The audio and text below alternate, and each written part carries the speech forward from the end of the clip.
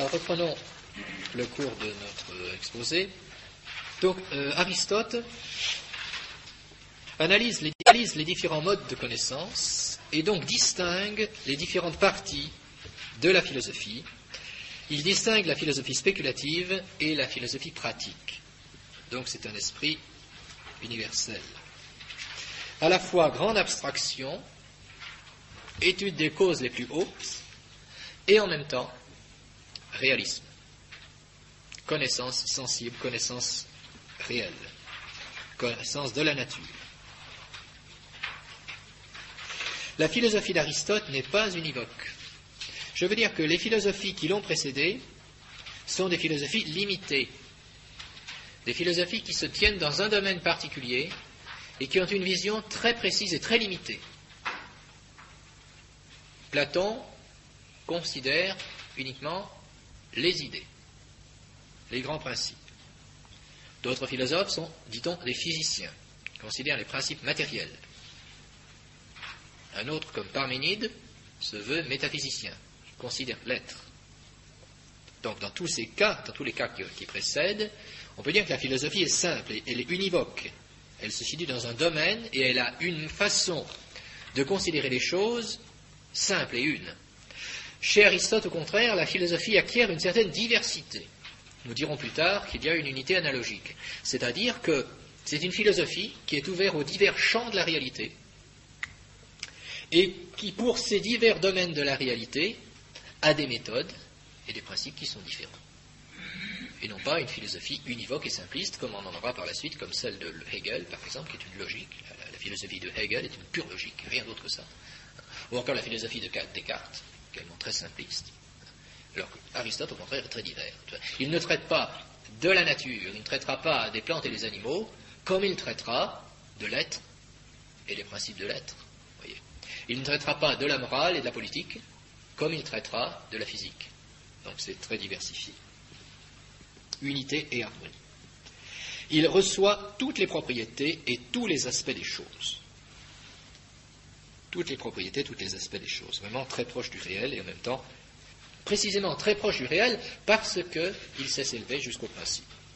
Il y a comme dans le commentaire de saint Thomas, je voudrais vous lire un passage du commentaire de saint Thomas,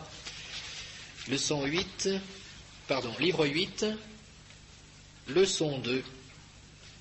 Livre 8, leçon 2, au numéro 975, dans l'édition Marietti.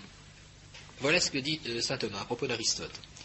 Les anciens physiciens, antiqui naturales, c'est-à-dire en fait les philosophes qui s'occupaient de la nature, ne purent pas parvenir à la cause première de tout l'être, mais ils considéraient les causes particulières des changements. Parmi eux, les premiers considérèrent les causes des seuls changements accidentels, disant que tout devenir était une altération. C'est-à-dire que les premiers philosophes, premiers physiciens, considéraient le changement, les seuls changements, étaient pour eux les changements des propriétés des corps. Ils ne voyaient, ils ne jugeaient, ils ne cherchaient leur cause qu'en fonction des changements des qualités des choses. Tandis que les philosophes suivants parvinrent à la connaissance des mutations substantielles, c'est-à-dire que leurs successeurs considérèrent non seulement les changements des qualités des choses, mais également les changements des substances des choses, c'est-à-dire les changements profonds, le fait qu'une chose meure, qu'elle naisse absolument et qu'elle puisse mourir totalement. Voyez. Les derniers, enfin, comme Platon et Aristote, parvinrent à connaître le principe de tout l'être, c'est-à-dire, dit saint Thomas, ils parvinrent à connaître le principe de l'ensemble, de la totalité de l'existence. Bon, ceci serait à préciser par la suite. Ça ne dit pas qu'ils ont donné la solution définitive, mais il veut dire qu'ils s'appliquent à connaître les principes de l'être même de la chose. Donc on s'élève dans la connaissance de ces principes. Et bien de même, vous voyez, de même qu'Aristote considère tous les aspects de la réalité, sans en omettre aucun, et bien de même, il assume le travail de ses prédécesseurs. Il les critique éventuellement, bien sûr. Il ne s'agit pas de faire de l'éclectisme, pas du tout. Mais il assume les doctrines de ses prédécesseurs, il discute sur elles. On en a trouvé quelques exemples dans l'exposé et dans beaucoup d'autres, dans tous les livres, pratiquement dans tous les livres.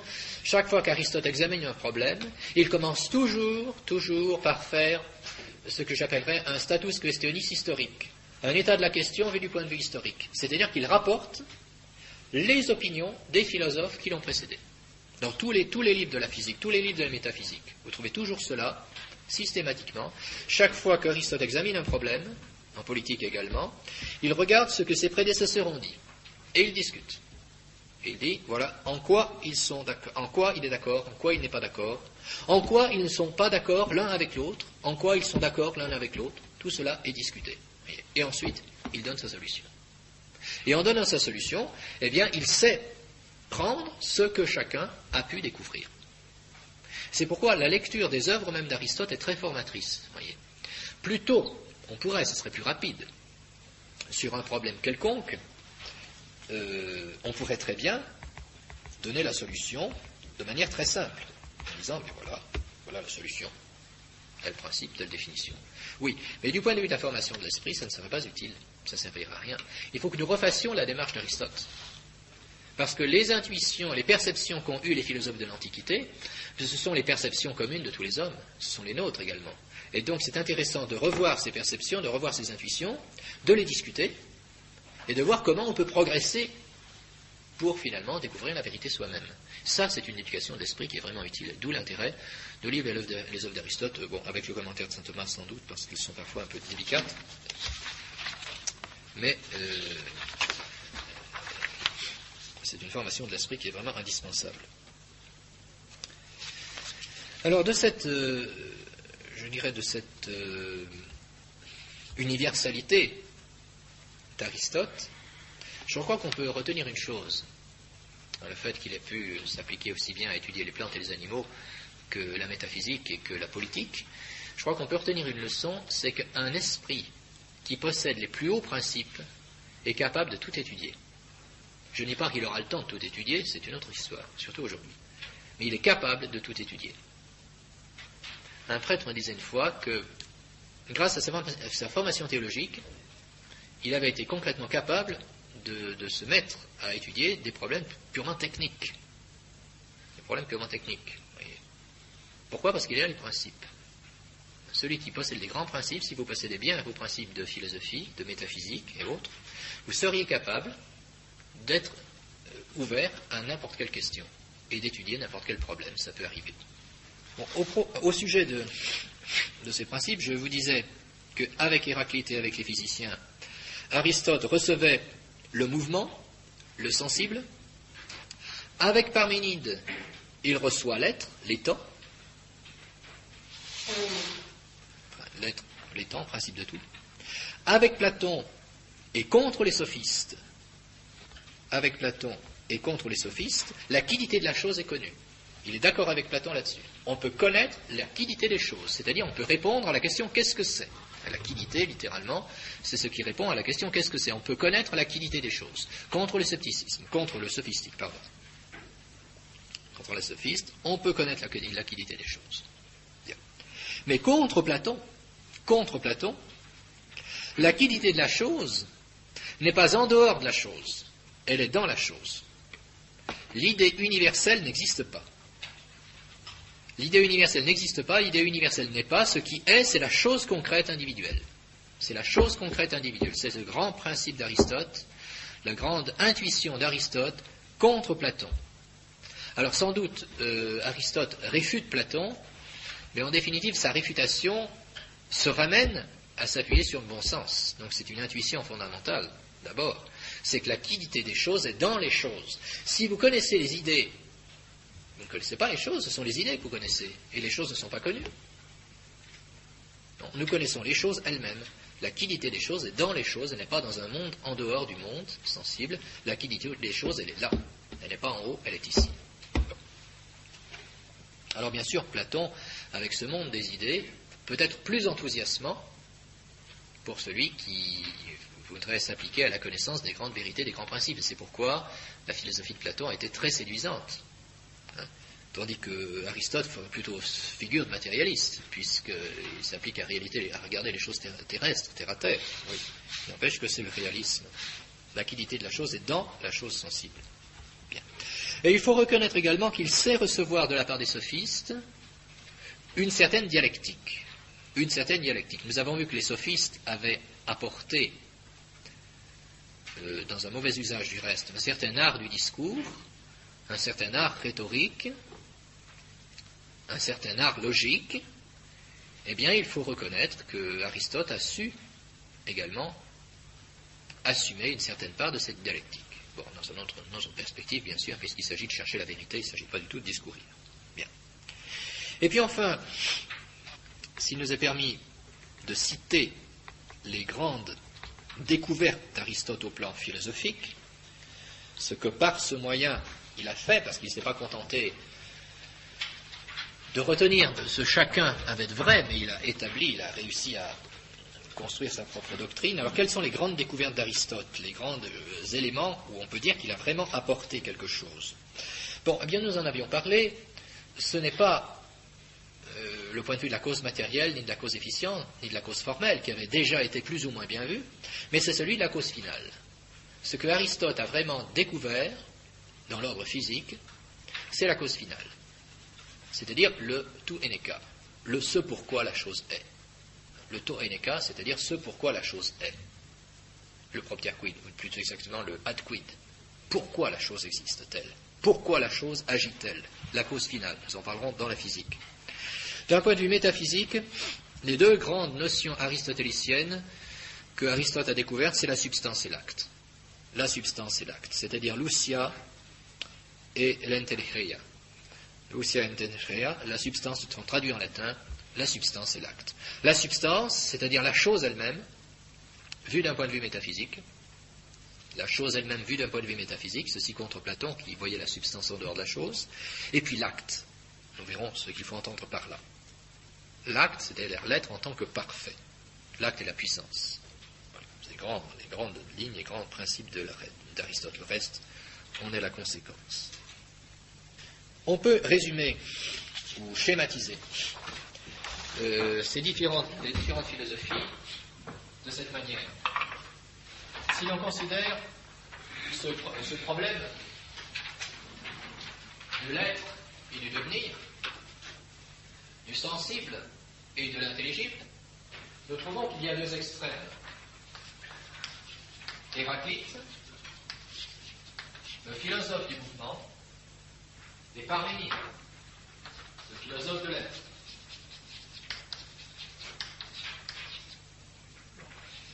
L'être, le devenir. C'est toujours, et ça n'a pas changé depuis des millénaires, c'est toujours ces deux pôles qui sont les extrêmes par rapport auxquels se définissent les philosophies. Les atomistes tiennent compte de l'être et du devenir par leurs atomes. Mais davantage du devenir, puisqu'ils regardent le mouvement sensible, ils regardent le mouvement des atomes, et pour eux, l'être se résume en définitive à la permanence des atomes. Donc on peut considérer que les atomistes sont en quelque sorte un peu plus élevés parce qu'ils commencent à saisir la distinction entre les principes, mais néanmoins ils sont une sorte de conciliation entre Héraclite et Parménide, et plus proche d'Héraclite que de Parménide. Au contraire, Pythagore lui-même serait plus proche que Parménide. Pythagore est plus proche de Parménide puisqu'il considère les nombres qui sont les principes immobiles du monde. Et en même temps, par les nombres, il commence à s'élever vers la qualité des choses et à saisir la distinction entre les essences. Les nombres sont distincts les uns des autres. Pour Parménide, il n'y a que l'être. Pour Pythagore, il y a des nombres. Donc, il y a une certaine pluralité, une meilleure connaissance de la réalité, une meilleure connaissance de la diversité du monde, et une meilleure connaissance de la nature. Où placer les sophistes? Je dirais les sophistes, il faudrait les placer en dessous. Parce qu'en fait, c'est une sorte de conciliation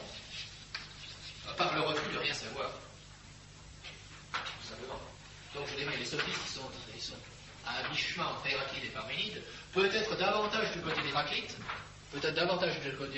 puisqu'ils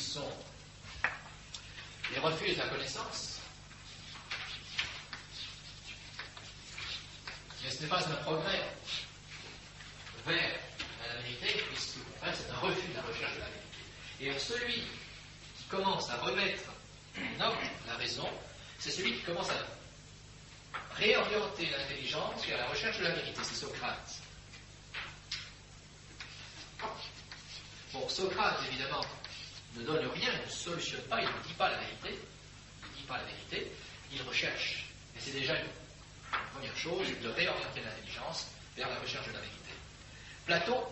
Platon serait plutôt du côté de Parménide, mais très proche quand même du centre, puisque nous avons déjà la reconnaissance du mouvement, la reconnaissance de la matière, ou une reconnaissance imparfaite sans doute, mais une certaine reconnaissance de la matière, une certaine reconnaissance du mouvement, une reconnaissance de la distinction des qualités, connaissance des qualités des choses.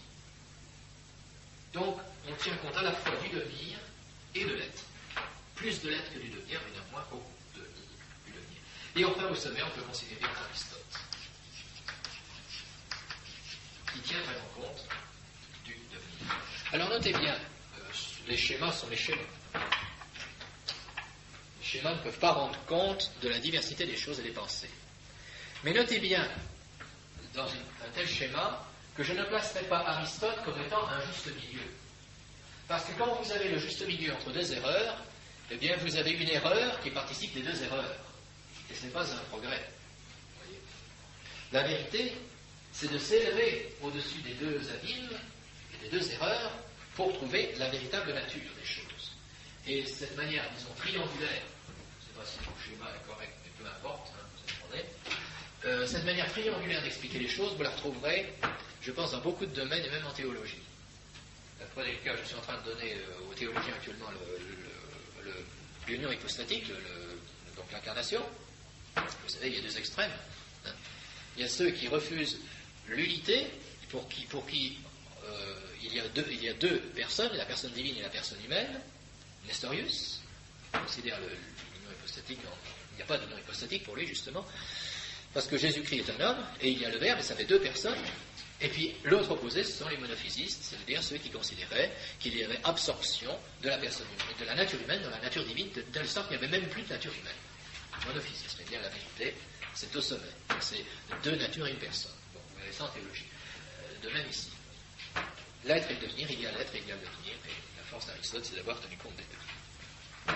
Pour conclure sur cette période socratique, je devrais mentionner, mais je ne veux pas m'y étendre, je le cite pour mémoire, pour que vous puissiez vous y repérer, et je ne peux pas faire un cours de l'histoire de la philosophie en détail, mentionner ce qu'on appelle les petits socratiques. Les petits socratiques. Qu'est-ce que c'est que les petits socratiques? Ceux qu'on appelle aujourd'hui les petits socratiques, ce sont des disciples plus ou moins immédiats de Socrate, mais qui se sont orientés dans des voies différentes, donc qui n'ont pas véritablement marqué la philosophie, mais dont il est utile de faire mémoire. Il faudrait parler, on peut les grouper en trois. Il y a les cyniques, ceux qu'on appelle les cyniques, parce que certains d'entre eux entendaient vivre à la manière des chiens, kunos, le chien en grec, les cyniques. Bon, c'est un mot qu'on emploie aujourd'hui pour dire à peu près n'importe quoi, mais c'est une école de philosophie très précise, dont le plus connu est Diogène. Cette école des cyniques se poursuivra par la suite pour donner une grande école dans le stoïcisme. C'est-à-dire que les cyniques peuvent être considérés comme les ancêtres des stoïciens. Les cyrénaïques, dont Aristippe, le plus connu est Aristippe, qui donnera l'épicurisme, qui serait un peu l'ancêtre de l'épicurisme. Et puis enfin, les mégariques avec Euclide. Euclide, bon, qui est connu pour certains théorèmes, vous voyez qu'il était à la fois mathématicien et philosophe, et qui serait à l'origine du scepticisme. considère étant un peu comme étant à l'origine du scepticisme. Et ce sont ces écoles que nous allons voir maintenant. Mais nous entrons alors dans une autre période. Bon, que se passe-t-il après Aristote? Pour aller à l'essentiel, que se passe-t-il après Aristote et que se passe-t-il en Grèce? Bon, vous savez que donc Aristote était le précepteur d'Alexandre le Grand, donc vous situez à peu près son époque. Bien. Donc vous savez qu'Alexandre le Grand a étendu sa domination à l'ensemble du Moyen-Orient et qu'à sa mort, il a divisé son royaume à ses généraux. Et c'est la dynastie des Diadoques qui a hérité de la Grèce. Donc la Grèce, c'est seulement une partie d'un royaume. La Grèce a perdu complètement son indépendance, c'est terminé, puis Alexandre le Grand, même déjà sous Philippe de Macédoine, la Grèce n'existait plus du point de vue politique, du point de vue indépendance. Et donc elle est maintenant la partie d'un royaume qui sera entraînée dans les vicissitudes de ce royaume, au point qu'elle finira par tomber tout simplement sous la domination romaine. Elle finira par tomber sous la domination romaine. Que se passe-t-il du point de vue philosophique? Eh bien, les esprits se détournent de la philosophie contemplative ou de la philosophie spéculative. Avec Aristote, avec Platon, avec Pythagore, et même aussi avec Socrates, nous sommes dans le domaine de la philosophie spéculative, c'est-à-dire qu'on cherche à connaître. On cherche à connaître. Bon. Et bien, à partir de ce moment-là, ce n'est pas, les esprits ne s'appliquent pas, ne cherchent pas à connaître. Ce qui intéresse les esprits, ce n'est pas le fait de connaître, ce n'est pas la philosophie spéculative, c'est la philosophie pratique. La philosophie pratique, c'est-à-dire, on cherche à se former, on cherche à connaître pour agir. Donc c'est l'action, autrement dit, si vous préférez, c'est la vie humaine. C'est la vie humaine qui attire l'intérêt de la pensée, de la philosophie. Par ailleurs, les disciples et les commentateurs d'Aristote et de Platon n'ont pas conservé la science, la perfection de leurs lettres. Donc, ce qui intéresse les esprits à ce moment-là, c'est la recherche du bonheur, tout simplement. On veut être heureux. Voilà l'aspect de la philosophie qui va être développé à ce moment-là. La philosophie pratique. Notons bien qu'Aristote avait développé cette philosophie. Donc il recherche seulement le bonheur. Comment être heureux. Et les écoles, donc c'est une chute, on peut dire, de la philosophie spéculative. Quelles sont les principales écoles philosophiques? Quelles sont les grandes écoles philosophiques de cette époque? Elles sont au nombre de 3. Le stoïcisme, l'épicurisme et le scepticisme. Le scepticisme n'est pas, de prime abord, semble-t-il, une philosophie qui porte sur le bonheur ou sur la pratique, puisque c'est le nom de sceptique indique plutôt une certaine conception à propos de la connaissance, certaines idées à propos de la connaissance, donc on reprend en quelque sorte de la sophistique, mais ça correspond quand même également à une certaine recherche, une certaine conception du bonheur. Donc c'est tout à fait dans cette ligne. Le stoïcisme, l'épicurisme et le scepticisme. Alors disons un mot de chacune de ces 3 écoles. Le stoïcisme. Le stoïcisme a été fondé, ce courant de pensée a débuté avec Zénon de Citium. Zénon de Citium, rien à voir avec le Zénon, le maître de Parménide, qui entendait démontrer l'impossibilité du mouvement. C'est un homonyme. Zénon de Citium, qui est mort en 264 avant Jésus-Christ. Zénon de Citium a fondé une école sous un portique. Bon. Il fait beau en Grèce, donc on peut travailler, on peut faire de la philosophie en plein air. Bon, c'est pas notre cas ici, bien sûr. Et alors le portique en grec se dit stoa, tout simplement. Un portique en grec se dit stoa, et par conséquent, on a appelé cette école le stoïcisme. Quels sont les principaux stoïciens? Alors ce sont des noms qui sont quand même à connaître. Et si vous avez le temps, je vous recommande, nous ne le ferons pas en cours parce que nous n'avons pas le temps, et puis ce sont des textes que vous pouvez lire facilement. Je vous recommande de lire les textes des stoïciens. C'est assez intéressant. Je vous dirai pourquoi. C'est que, en fait, le stoïcisme a été assumé en grande partie, les bonnes choses du stoïcisme ont été assumées dans la tradition chrétienne. Donc c'est une école de philosophie qui est intéressante. Et vous trouvez chez les pères de l'Église et chez les auteurs médiévaux des sentences et des explications qui auraient très bien pu, qui, je dirais, à quelques mots près, se trouvaient dans la bouche des stoïciens. Bon. Alors, quels sont les principaux stoïciens? Zénon de Citium, je vous ai dit, Cléante, qui est mort en 232 avant Jésus-Christ. Cléante, mort en 232 avant Jésus-Christ. Chrysippe, mort en 204 avant Jésus-Christ. Posidonius, mort en 51 avant Jésus-Christ. Posidonius, mort en 51 avant Jésus-Christ. Cicéron, mort en 44 avant Jésus-Christ. Bon, Cicéron, on classe Cicéron parmi les stoïciens. Je crois des grands esprits comme Cicéron sont inclassables. De toute façon, les grands esprits sont toujours inclassables. Bon, mais sur beaucoup d'aspects, Cicéron est un stoïcien. Mort en 44 avant Jésus-Christ. Sénèque, mort en 73 après Jésus-Christ. Sénèque, contrairement à ce que disent certains historiens pieux, il n'y a jamais eu de correspondance entre saint Paul et Sénèque. Précisons. Même si certains aspects de Sénèque sont intéressants du point de vue du christianisme, il n'y a pas eu de connaissance entre les deux hommes. Sénèque, mort en 73 après Jésus-Christ. Épictète, mort en 117 après Jésus-Christ. Épictète, mort en 117 après Jésus-Christ. Et Marc Aurèle, mort en 180 après Jésus-Christ. Marc Aurèle, l'empereur Marc Aurèle, tout simplement. Bon, qui par ailleurs s'est trouvé être persécuteur des chrétiens, malheureusement. Alors si vous avez l'occasion, vous avez cette petite édition PUF, là, les grands textes, vous avez l'occasion de lire des morceaux choisis des stoïciens, c'est intéressant. Surtout Épictète. Épictète était un homme assez remarquable, un esclave, oui, mais qui, est renommé par ses pensées et par sa patience, sa grande patience. Bon. Alors que dire, comment résumer un peu la doctrine des stoïciens?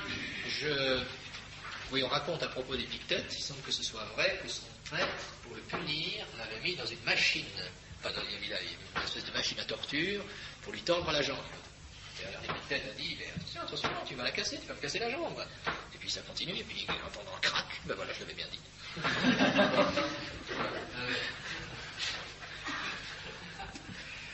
Alors, comment caractériser le stoïcisme?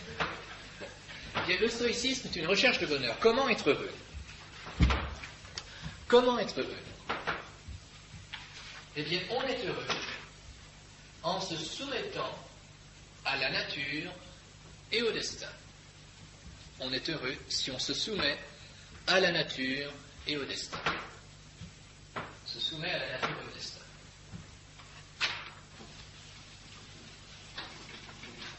Bon, la nature, c'est-à-dire les choses de la nature, que ce soit les plantes, les animaux, et soi-même, que voulez-vous, on est malade, il fait froid, il fait chaud, il fait chaud. On a soif, il faut accepter le monde tel qu'il est, se soumettre à l'individu, et se soumettre au destin, les événements de notre vie. Il y a des choses sur lesquelles on a un pouvoir, alors très bien, agissons. Et il y a des choses sur lesquelles on n'a pas de pouvoir, ça ne servira à rien de s'énerver. Il faut accepter le destin comme il est. L'idéal, c'est l'idéal du bonheur, il faut bien le comprendre, on ne peut pas le comprendre de manière trop primaire, c'est l'apathie. Apatheia. L'apathie, qu'est-ce que ça veut dire? Apathos, c'est-à-dire le fait de ne pas avoir de passion. Le fait de ne pas avoir de passion, qu'est-ce qui nous rend malheureux? C'est les passions. En fait, quelqu'un me fait du mal, quelqu'un l'insulte. Mais en fait, à qui fait-il du mal? À lui-même. Moi-même, si je suis précisément dans cet état d'indifférence, on pourrait parler aussi d'indifférence. J'accepte les choses comme elles viennent et puis c'est tout. Pas de... Donc le progrès pour eux, le progrès de la vertu, c'est le progrès vers l'apathie, tout simplement. Donc c'est pas apathie au sens où on rappelle quelqu'un qui est apathique, paresseux. Hein. Non, ce n'est pas ça du tout. L'apathie, au contraire, ça demande au contraire une très grande force. C'est d'être capable de rester, je dirais, impassible.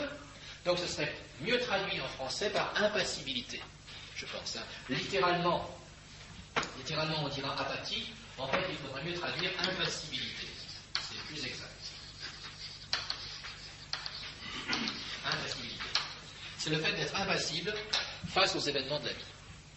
Alors, les défauts de cette école, bon, ils sont assez évidents. Si vous comparez au christianisme, parce que c'est à la force, c'est une force de la nature, c'est l'impassibilité à laquelle on prétend y arriver par les seules forces de la nature. En fait, bon, ça vaut bien que c'est impossible. Mais d'un autre côté, il faut bien reconnaître qu'il y a, et puis ensuite, il y a un certain mépris pour les passions, alors que d'après dans la doctrine catholique, qui est plus précise, on distingue, et on sait distinguer les passions qui sont mauvaises, qui peuvent être des péchés, et puis les passions qui peuvent être des choses tout à fait normales. Donc le fait d'être impassible n'est pas forcément une qualité. Mais concrètement, il faut bien voir que ce sont les passions qui nous rendent malheureux. C'est les passions qui nous rendent malheureux, les passions de colère, de désir et autres qui nous rendent malheureux. Bien. Et quand on est passionné par quelque chose, si jamais on le perd, on est malheureux. Tandis que si on retient ses passions, si on le perd, eh bien peu importe, n'est-ce pas ? Bon. Eh bien, ceci sera repris par les pères de l'Église, parce qu'il y a des choses qui sont tout à fait assimilables dans la tradition chrétienne. D'ailleurs, lorsque vous lisez les Pères du désert, vous retrouvez exactement ces mêmes choses. Mais prises évidemment dans une autre perspective, avec la perspective de grâce, bien sûr. C'est très bien, les Pères du désert diront au contraire qu'on ne peut pas arriver à l'impassibilité sans la grâce de Dieu, et que l'impassibilité est le fruit de la grâce de Dieu et de la prière. Alors ça, c'est autre chose. N'empêche qu'ils assignent pour but à l'âme le fait d'être impassible, c'est-à-dire d'être indifférente aux choses de ce monde. Alors toute cette élévation surnaturelle et contemplative, vous ne la trouvez pas chez les stoïciens, bien sûr, c'est entendu. Mais matériellement, vous trouvez beaucoup de choses, beaucoup d'éléments. C'est pour ça que c'est très intéressant de voir ça. Très intéressant de voir cette... Il y a certainement un rapport entre le stoïcisme et la spiritualité des pères, certainement. Ceci pour le stoïcisme. Ce qui explique, évidemment, l'austérité proverbiale des stoïciens. Une austérité qui a pour but de mortifier, on dirait aujourd'hui de mortifier, dans une perspective chrétienne, on parlerait de la mortification des passions. Bon, les stoïciens ne diront pas cela, mais en fait, pratiquement, ça revient à cela. Je dois me priver de certaines jouissances, précisément pour éviter de me passionner, et pour être capable d'accepter. Alors, par ailleurs, les stoïciens sont panthéistes. Donc, ils ne croient pas à un rapport personnel avec Dieu, bien sûr. Hors de question. Donc, il ne s'agit pas d'en faire des chrétiens. Certainement pas. Ce sont des panthéistes. Donc pour eux, l'homme va se refondre dans l'univers. Autre école de philosophie, l'épicurisme. Évidemment, la réputation de l'épicurisme, c'est d'être opposé au stoïcisme. Et nous verrons que ce n'est pas si simple que ça. Il ne faudra pas caricaturer les choses. Donc, l'épicurisme ne consiste pas dans une jouissance aveugle de tous les vices. Certainement pas. Certainement pas.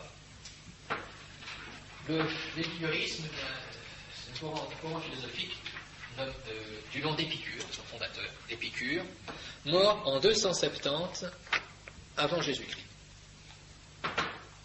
Mort en 270 avant Jésus-Christ. Alors, quelle est l'idée d'Épicure ? C'est toujours la recherche du bonheur.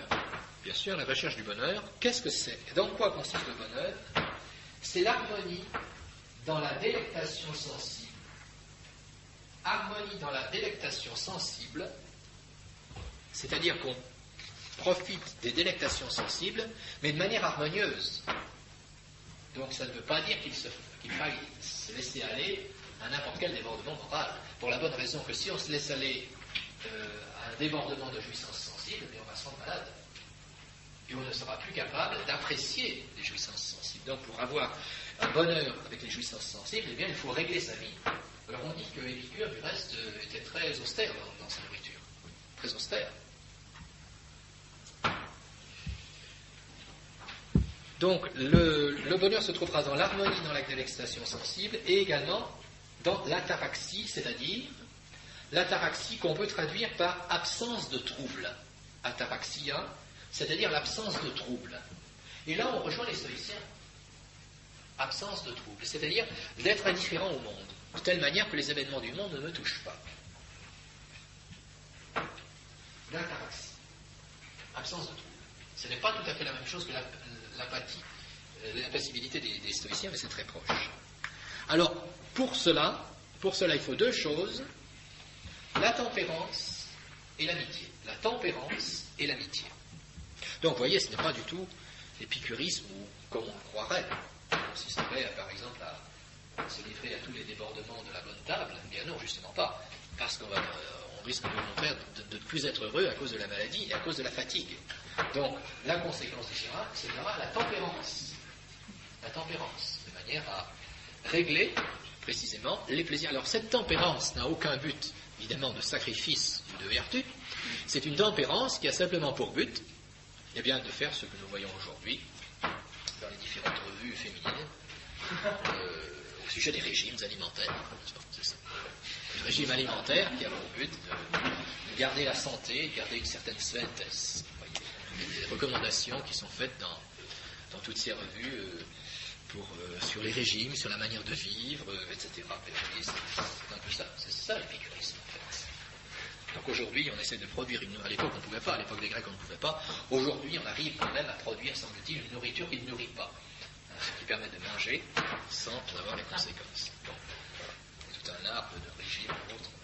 Ce qui explique pourquoi maintenant nous avons, même sur les pots de yaourt, nous avons les calories, les ingrédients et toutes les choses de manière à pouvoir régler la nourriture. Bon. Mais c'est tout à fait dans la ligne de l'épicurisme. C'est ça. L'épicurisme aujourd'hui, c'est un peu ça. Tempérance et puis amitié. Amitié, pourquoi? Parce que l'amitié est une occasion de bonheur, occasion de joie. Bien.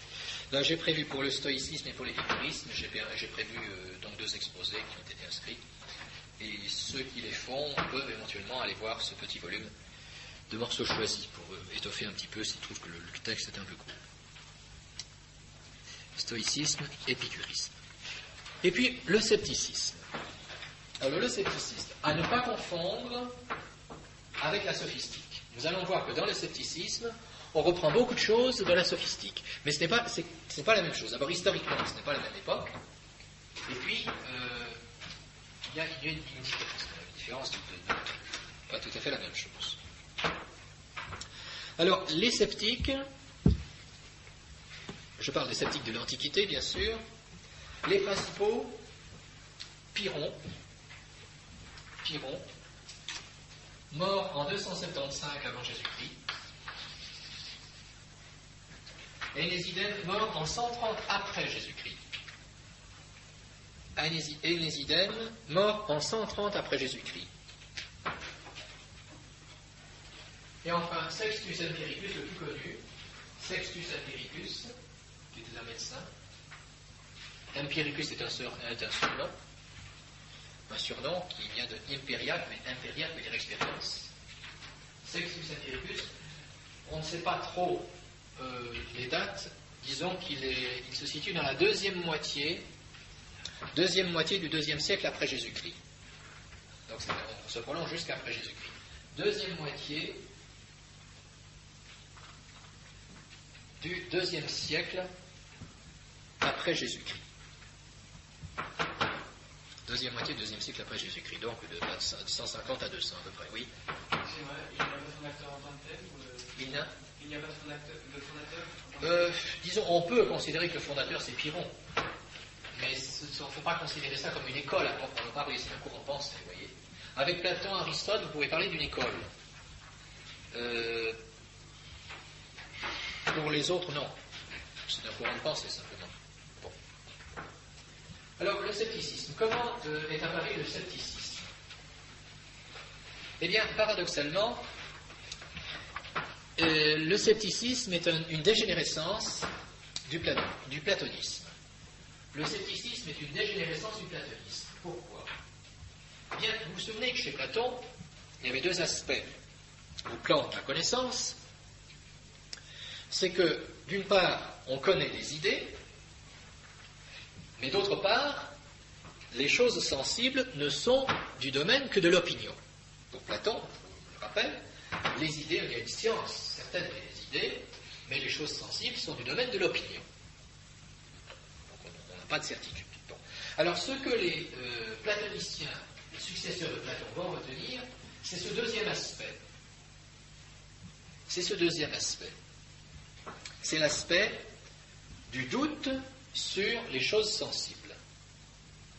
Alors, ce qui fait que dans l'école platonicienne, vous aurez 3 étapes. Il y a ce qu'on appelle la première académie, dont nous avons déjà parlé. La première académie qui est celle de Platon. Et puis la deuxième et la troisième académie. Ou si vous préférez, la moyenne et la nouvelle académie. Les termes plus précis sont ceux-là. Ce qu'on appelle la moyenne académie et la nouvelle académie. Alors la moyenne académie et la nouvelle académie sont sceptiques. C'est-à-dire qu'elles tiennent de Platon uniquement le doute sur les choses sensibles. Voilà. Et donc lorsque vous entendez, lorsque vous lisez Saint-Augustin, et qu'il parle de l'académie, c'est en ce sens-là. Les académiciens, Augustin avait été confronté précisément aux académiciens sceptiques. Vous voyez lui-même d'ailleurs. Lui-même, à un certain moment de sa vie, du reste, Saint-Augustin était lui-même sceptique. Il était de cette idée-là, de ce courant de pensée. Oui. Est-ce que c'est ce qu'on appelle le néoplatonisme? Non, ce n'est pas le néoplatonisme, pas du tout. Non, ce n'est pas du tout à confondre avec le néoplatonisme. Justement, le néoplatonisme est un autre courant dont nous parlerons.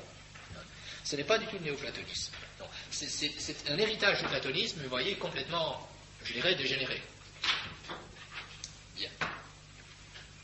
Alors, quelle est la doctrine, si on peut parler de doctrine, du scepticisme?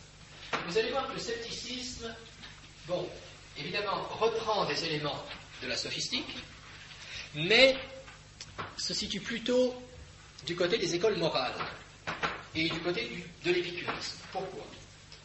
Parce que le scepticisme recherche aussi le bonheur. Donc ça se présente d'abord comme une recherche de bonheur. Ça ne se présente pas comme une critique de la connaissance, mais plutôt comme une recherche de bonheur. Et bien ce bonheur, il est dans quoi? Dans l'ataraxie, comme le disent les épicuriens. Dans l'ataraxie, c'est-à-dire dans l'absence de trouble.